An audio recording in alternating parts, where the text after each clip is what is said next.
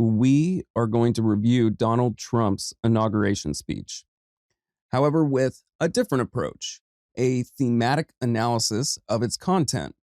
That is looking at emergent themes that arise from the text throughout the video.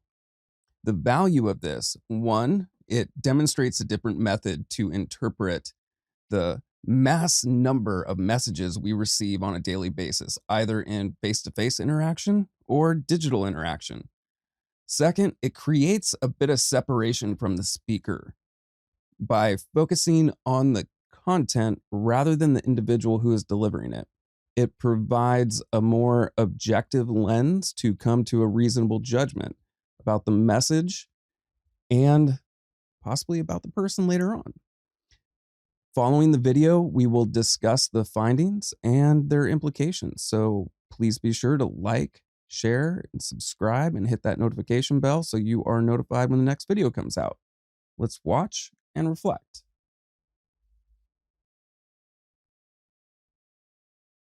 Thank you very much, everybody. Well, thank you very, very much. Vice President Vance, Speaker Johnson, Senator Thune, Chief Justice Roberts, Justices of the United States Supreme Court, President Clinton, President Bush, President Obama, President Biden, Vice President Harris, and my fellow citizens. The golden age of America begins right now.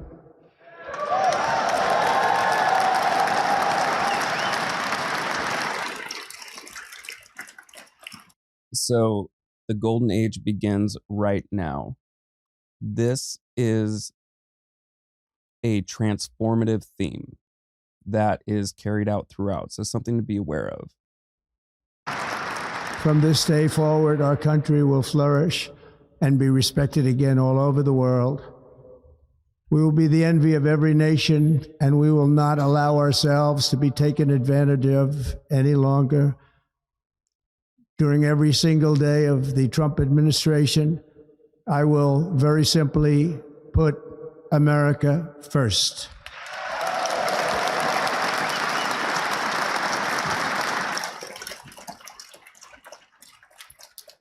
Our sovereignty will be reclaimed.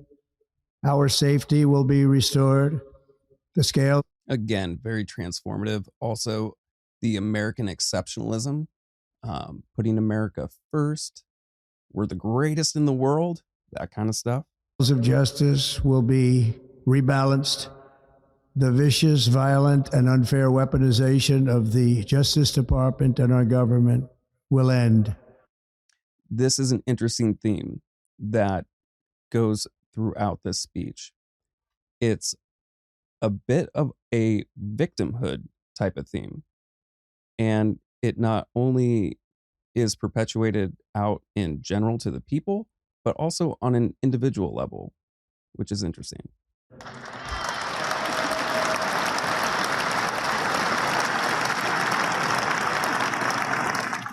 And our top priority will be to create a nation that is proud, prosperous, and free.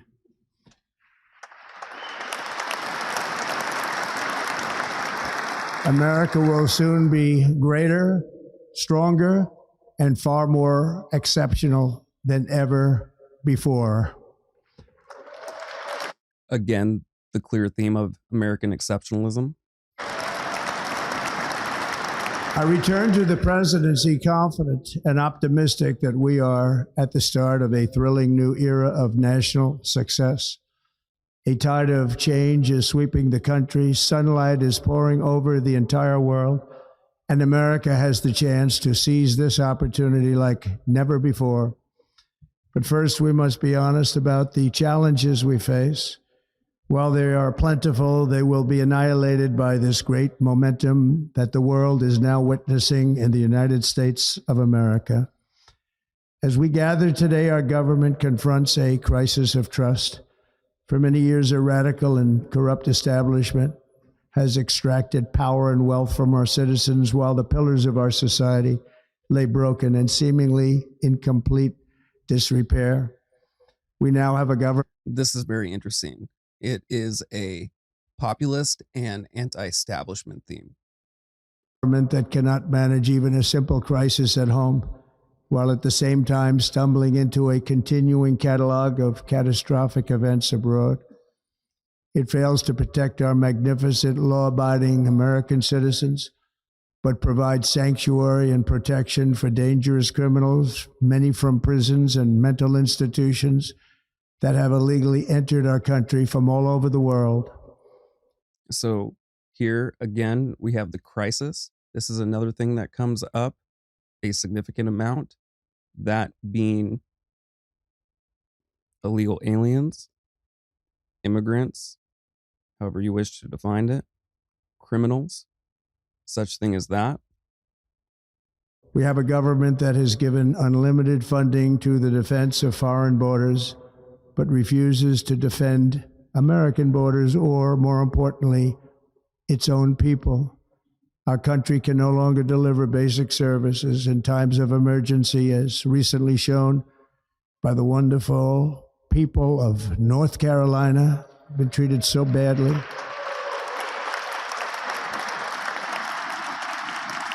And other states who are still suffering from a hurricane that took place many months ago.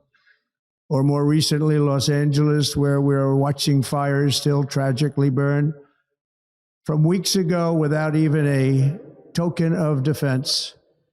They're raging through the houses and communities, even affecting some of the wealthiest and most powerful individuals in our country, some of whom are sitting here right now. They don't have a home any longer. That's interesting. It's interesting that he is very inclusive.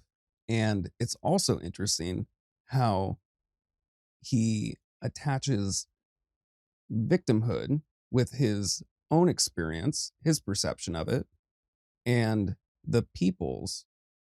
It really creates an excellent bandwagon effect to the theme. It's effective. Can't let this happen. Everyone is unable to do anything about it. That's going to change. We have a public health system that does not deliver in times of disaster, yet more money is spent on it than any country anywhere in the world. And we have an education system that teaches our children to be ashamed of themselves in many cases, to hate our country despite the love that we try so desperately to provide to them. All of this will change starting today, and it will change very quickly.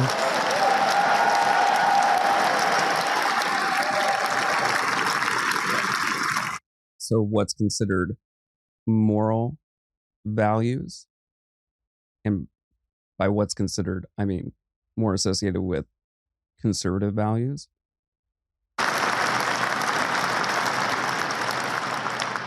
My recent election is a mandate to completely and totally reverse a horrible betrayal and all of these many betrayals that have taken place, and to give the people back their faith, their wealth, their democracy, and indeed their freedom. From this moment on, America's decline is over.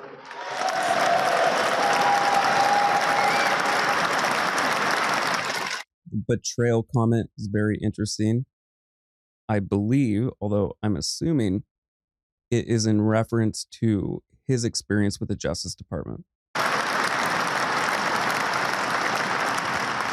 Our liberties and our nation's glorious destiny will no longer be denied, and we will immediately restore the integrity, competency, and loyalty of America's government. Over the past 8 years, I have been tested and challenged more than any president in our 250-year history, and I've learned a lot along the way. The journey to reclaim our republic has not been an easy one, that I can tell you. Those who wish to stop our cause have tried to take my freedom and indeed to take my life. Just a few months ago in a beautiful Pennsylvania field, an assassin's bullet ripped through my ear. But I felt then, and believe even more so now, that my life was saved for a reason. I was saved by God to make America great again.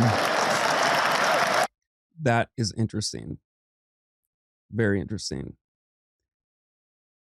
It carries the common religious theme that is a staple to most speeches, but the divine providence that he is implying to his purpose in taking this position. That's interesting.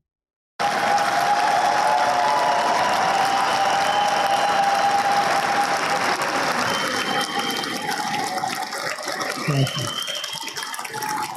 Thank you.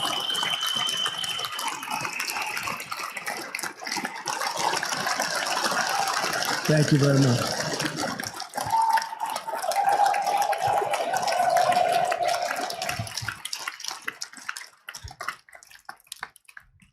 That is why each day under our administration of American patriots, we will be working to meet every crisis with dignity and power and strength.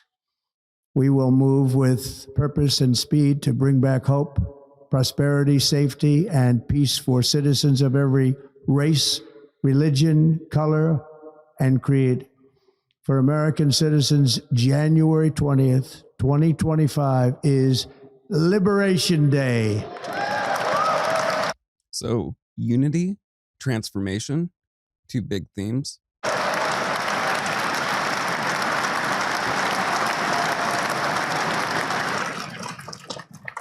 It is my hope that our recent presidential election will be remembered as the greatest and most consequential election in the history of our country. As our victory showed, the entire nation is rapidly unifying behind our agenda with dramatic increases in support from virtually every element of our society, young and old, men and women, African Americans, Hispanic Americans, Asian Americans, urban, suburban, rural, and very importantly, we had a powerful win in all 7 swing states, and the popular vote, we won by millions of people. The inclusivity is an important theme, a good message. To the Black and Hispanic communities, I want to thank you for the tremendous outpouring of love and trust that you have shown me with your vote. We set records, and I will not forget it. I've heard your voices in the campaign, and I look forward to working with you in the years to come. Today is Martin Luther King Day, and his honor, this will be a great honor, but in his honor, we will strive together to make his dream a reality. We will make his dream come true.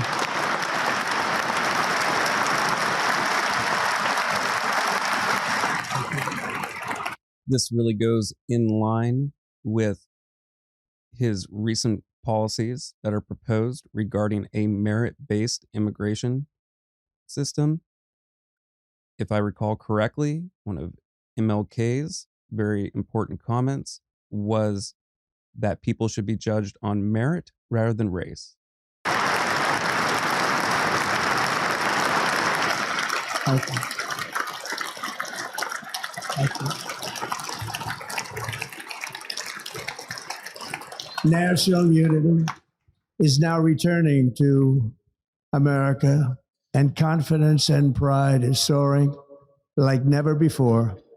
In everything we do, my administration will be inspired by a strong pursuit of excellence and unrelenting success. We will not forget our country. We will not forget our Constitution, and we will not forget our God. Can't do that.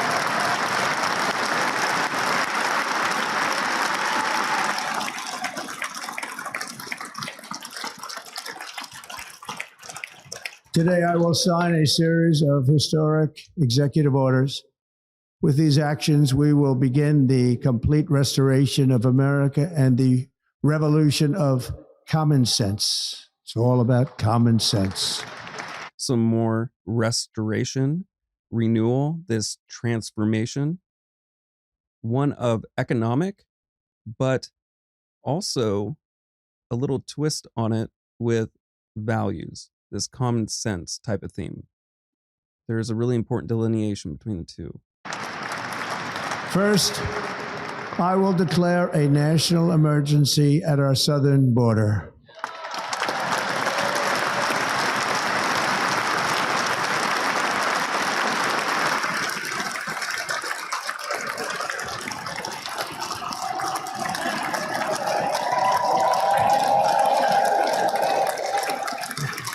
So crisis, that's another consistent one that we've heard.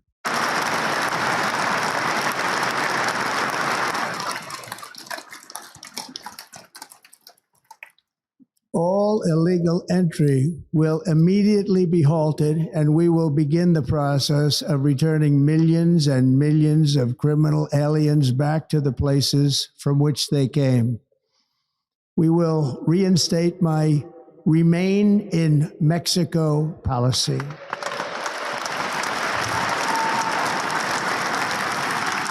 I will end the practice of catch and release.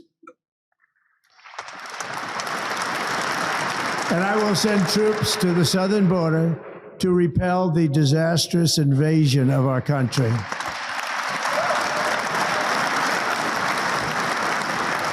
Under the catch and release phrase is very interesting. I never thought of it this way, but it does kind of grant the attributes of an animal. For example, the catching of a fish and releasing it. One could have certain thoughts about the appropriateness of that phrase. The orders I signed today, we will also be designating the cartels as foreign terrorist organizations.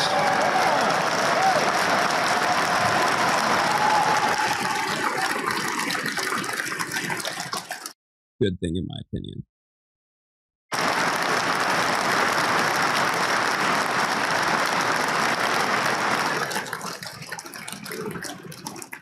And by invoking the Alien Enemies Act of 1798, I will direct our government to use the full and immense power of federal and state law enforcement to eliminate the presence of all foreign gangs and criminal networks, bringing devastating crime to U.S. soil, including our cities and inner cities. And drugs.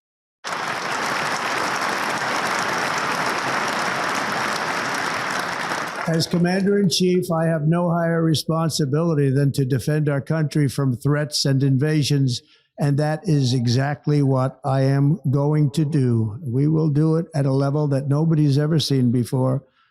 Next, I will direct all members of my cabinet to marshal the vast powers at their disposal to defeat what was record inflation and rapidly bring down costs and prices. So economic restoration. Another one, a usual one in most political speeches.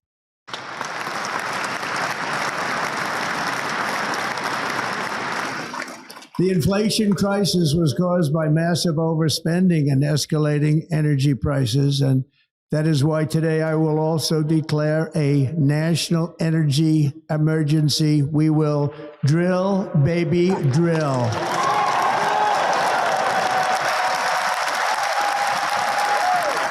So now, some may interpret that as a step back, not progressive, but this is a restoration of certain beliefs, going back to manufacturing, going back to what we would consider this old approach.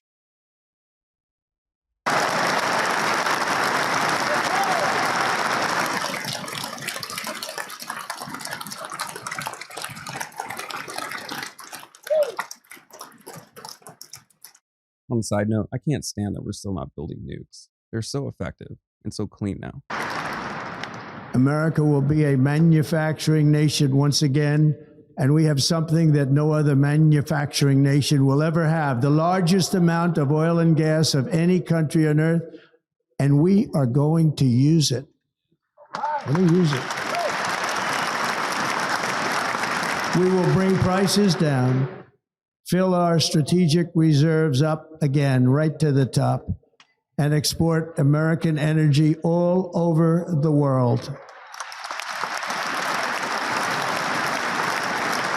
We will be a rich nation again, and it is that liquid gold under our feet that will help to do it.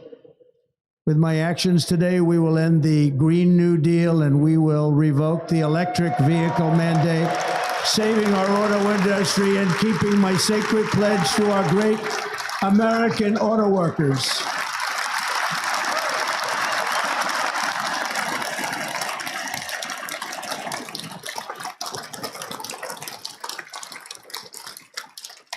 In other words, you'll be able to buy the car of your choice.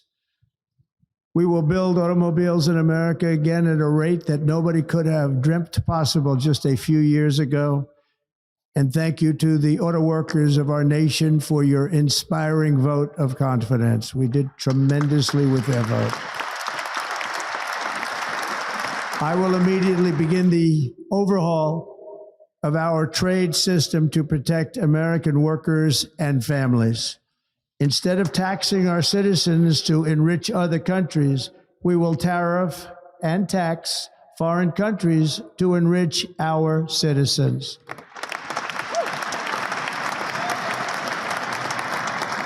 For this purpose, we are establishing the External Revenue Service to collect all tariffs, duties, and revenues. It will be massive amounts of money pouring into our treasury, coming from foreign sources.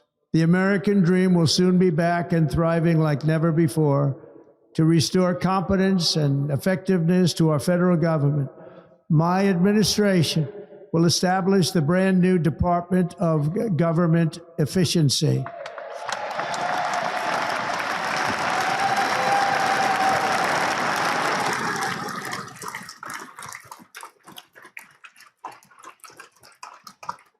After years and years of illegal and unconstitutional federal efforts to restrict free expression, I will also sign an executive order to immediately stop all government censorship and bring back free speech to America.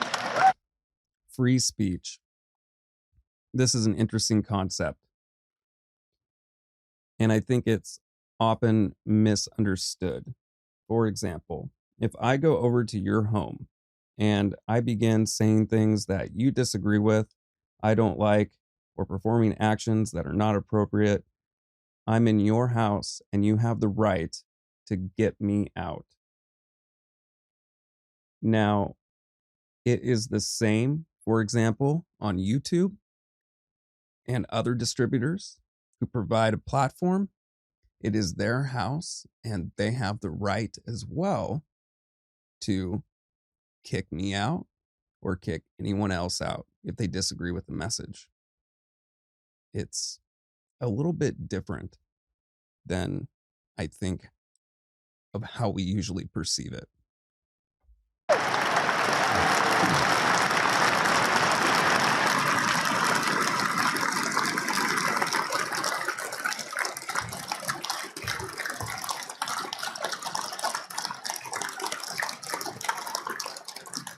Never again will the immense power of the state be weaponized to persecute political opponents. So again, the persecution, the victimhood, this anti-establishment theme. Something I know something about.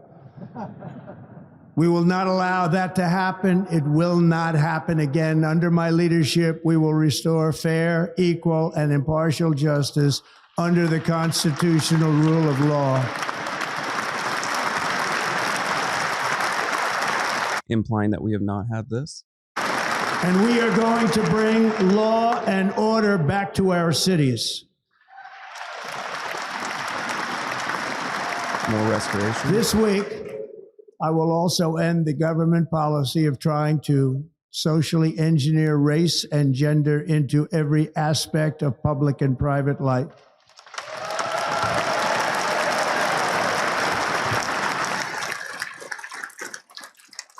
We will forge a society that is colorblind and merit based.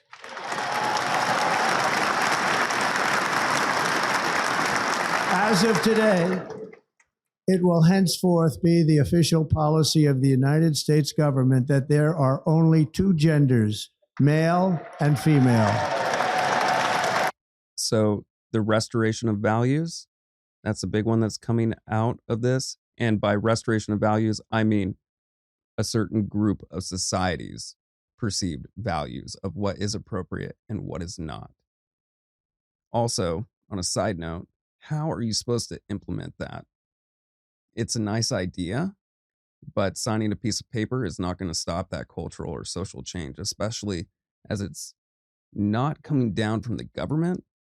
These are primarily ideas that are perpetuated out of academia.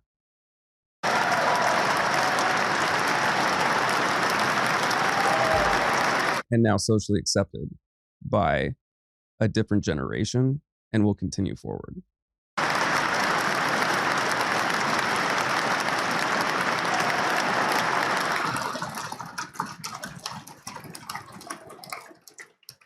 This week, I will reinstate any service members who were unjustly expelled from our military for objecting to the COVID vaccine mandate with full back pay.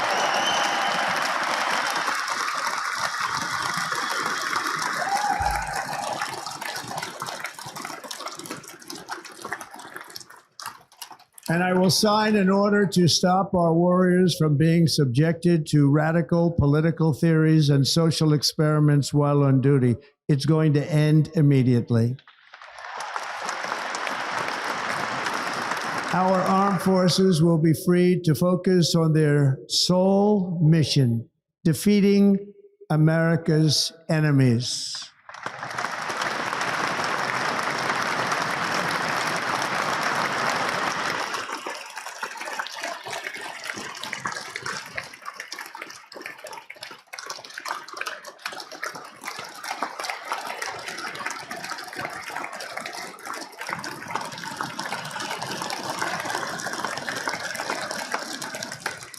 Like in 2017, we will again build the strongest military the world has ever seen. We will measure our success not only by the battles we win, but also by the wars that we end, and perhaps most importantly, the wars we never get into.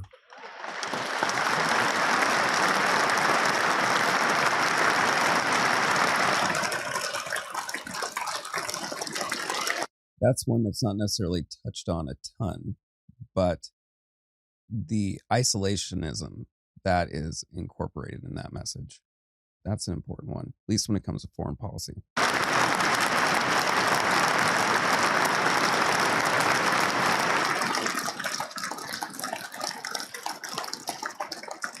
My proudest legacy will be that of a peacemaker and unifier. That's what I want to be, a peacemaker and a unifier. I'm pleased to say that as of yesterday, one day before I assumed office, the hostages in the Middle East are coming back home to their families.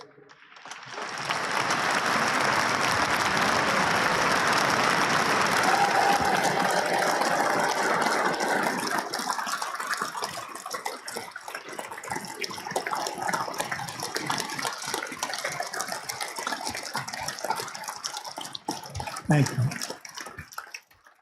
America will reclaim its rightful place as the greatest, most powerful, most respected nation on earth, inspiring the awe and admiration of the entire world. A short time from now, we are going to be changing the name of the Gulf of Mexico to the Gulf of America, and we will restore the name of a great president, William McKinley, to Mount McKinley, where it should be and where it belongs.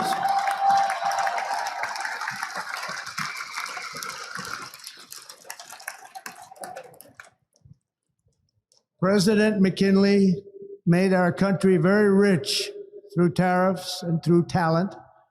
He was a natural businessman and gave Teddy Roosevelt the money for many of the great things he did, including the Panama Canal, which has foolishly been given to the the country of Panama, after the United States. The United States, I mean, think of this, spent more money than ever spent on a project before and lost 38,000 lives in the building of the Panama Canal. We have been treated very badly from this foolish gift that should have never been made. And Panama's promise to us has been broken. More unjust treatment. The purpose of our deal and the spirit of our treaty has been totally violated. American ships are being severely overcharged and not treated fairly in any way, shape, or form. And that includes the United States Navy. And above all, China is operating the Panama Canal, and we didn't give it to China, we gave it to Panama, and we're taking it back.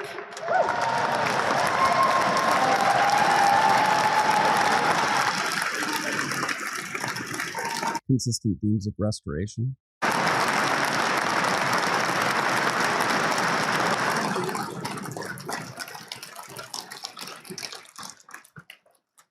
Above all, my message to Americans today is that it is time for us to once again act with courage, vigor, and the vitality of history's greatest civilization. So as we liberate our nation, we will lead it to new heights of victory and success. We will not be deterred. Together, we will end the chronic disease epidemic and keep our children safe, healthy, and disease-free.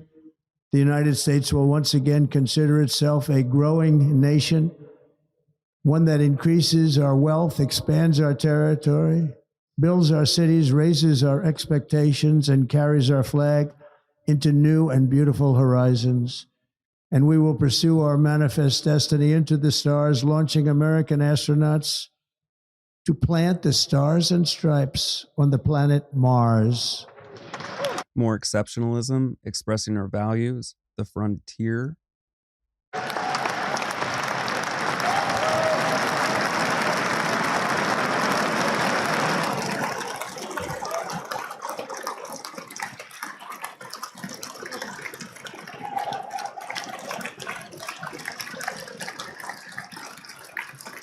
Ambition is the lifeblood of a great nation.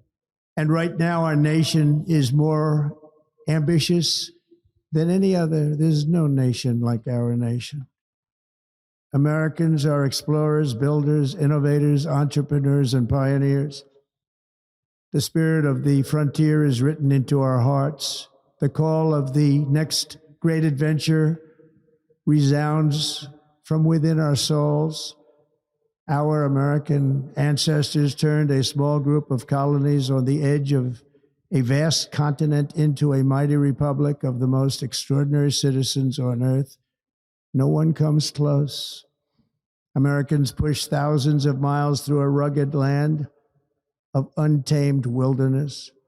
They crossed deserts, scaled mountains, braved untold dangers, won the Wild West, ended slavery, rescued millions from tyranny, lifted billions from poverty, harnessed electricity, split the atom, launched mankind into the heavens, and put the universe of human knowledge into the palm of the human hand. If we work together, there is nothing we cannot do and no dream we cannot achieve. Many people thought it was impossible for me to stage such a historic political comeback. But as you see today, here I am. The American people have spoken.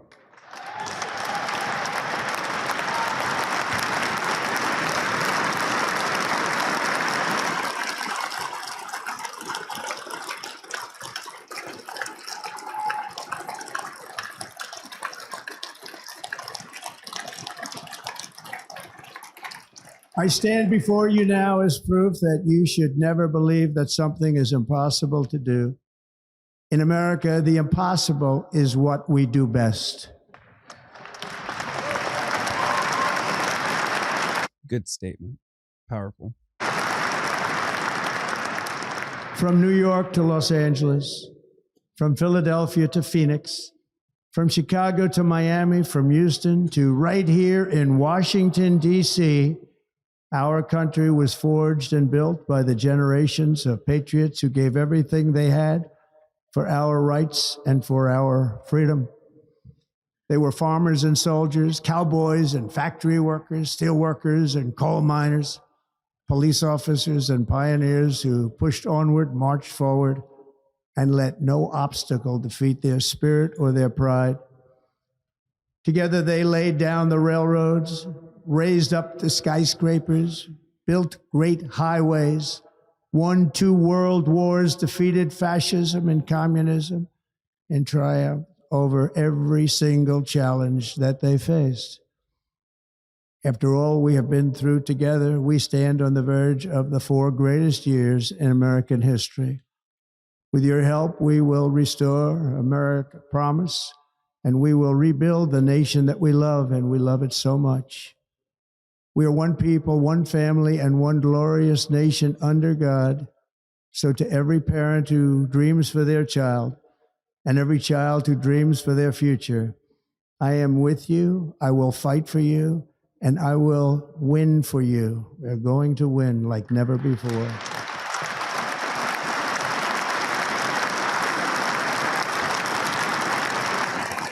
Thank you. Thank you.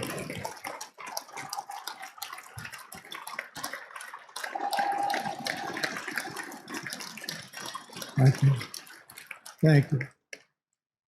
In recent years, our nation has suffered greatly, but we are going to bring it back and make it great again, greater than ever before. We will be a nation like no other, full of compassion, courage, and exceptionalism. Our power will stop all wars and bring a new spirit of unity to a world that has been angry, violent, and totally unpredictable. America will be respected again and admired again, including by people of religion, faith, and goodwill. We will be prosperous. We will be proud. We will be strong, and we will win like never before. We will not be conquered. We will not be intimidated. We will not be broken, and we will not fail. From this day on, the United States of America will be a free, sovereign, and independent nation. We will stand bravely. We will live proudly. We will dream boldly, and nothing will stand in our way because we are Americans. The future is ours. Because we're badass. And our golden age has just begun. Thank you. God bless America. Thank you all. Thank you. Thank you very much. Thank you very much. All right. A lot there, and some things to discuss regarding consistent themes throughout it. One interesting one is the religion. Now, again, this isn't unique, and it is one of those things that is a mandatory political theme, without that much significance. It's pretty much a thing that you have to adopt no matter what political office that you hold. Otherwise, it's going to push a portion of that vote out. But the significant thing that is embedded within that, a little twist in the statement, was this divine providence, that he has a purpose. This communicates that individuals may perceive themselves as having this divine purpose, which I'm a little weary of such a message. This could be simply a device to pull support from the faithful population and give favor for whatever acts are to be taken in the future. Or it could imply that he believes he has a divine purpose, an instrument of God, so to say, that his will is God's will. And this is something that we should be cautious about. A lot of things have been done by leaders with the thought that they are fulfilling some sort of prophecy, or in the name of God, for example. I'm not bashing religion or anything like that. I'm just saying there have been events in history that have occurred, certain patterns of behavior, and it's something that we should consider, right? Another interesting thing, victimhood. This is interesting and a bit unique to the message.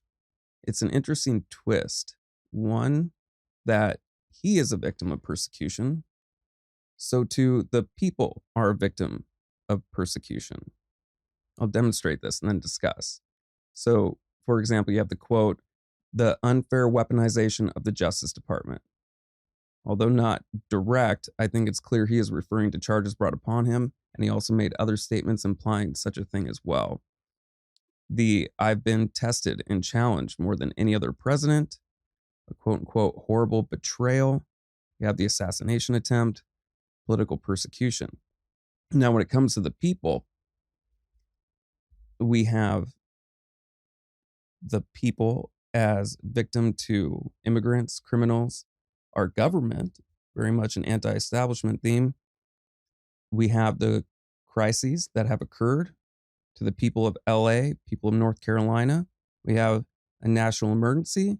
We have censorship, the fight against social change. What is interesting about this is it is a frame of mutual victimhood and mutual persecution. And I think this is a very powerful and effective way to gather support. One, it gets people on your side. You can resonate with others who feel the same way. It generates empathy between the parties. What I would be cautious of is you can justify a lot of behaviors from this. It puts you in a self-defense stance. And that blurs a little bit of ethical lines there because you are punching back, right? You are reacting to something that has been done to you. Self-defense is much different and perceived in a much different way. If you are being shot at first and you shoot back and you happen to hurt someone, it is considered justified. So something to consider there. We have the consistent theme of American exceptionalism. Again, not too unique. Another mandatory thing. I get it. I see this concept as an excellent motivator and an effective deterrent to outside threats as well. As in, we portray ourselves in a certain way, for example, it can deter others. However, I do think it's important to consider others' perception of that belief and behavior. It can affect foreign policy. It can be interpreted as imperialistic, exclusionary, and some cultures just find it simply rude with our behavior. So it's interesting, it's effective. We have the transformation aspect of this, these crises and restoration of values that are considered older. That was very common. We have the economic restoration, another classic and expected. A little bit of a twist, you have the focus on fossil fuels. We have the unity, discussions of race, sex, gender, what have you, coming together on these common social beliefs. Bit of populism and the anti-authority. The rhetorical devices used, a lot of hyperbole, which he's very well known for, and a little bit of the antagonistic language. One thing going through this, some of the words that are used, I would say, are uncommon in most political speeches, such as annihilated, vicious, violent, unfair, weaponization, crisis of trust, radical, corrupt establishment, disrepair, catastrophic events, hate, disaster, betrayal. You get the point. This is where there are criticisms of his rhetoric, because these are strong words. And it is fair. It's considering others' perceptions of it and how they will react to that language. It can be a bit threatening. So, kind of bringing this all together to the purpose of this, it does create more of an objective frame in which to analyze and interpret a message. Are these themes that you resonate with, the pros and the cons. There are positives and there are negatives. Removing the individual from the situation, although that's very difficult to do, especially with everything that's going on, it leaves it still open to interpretation, but we have a choice in seeing if we align with those values and that message.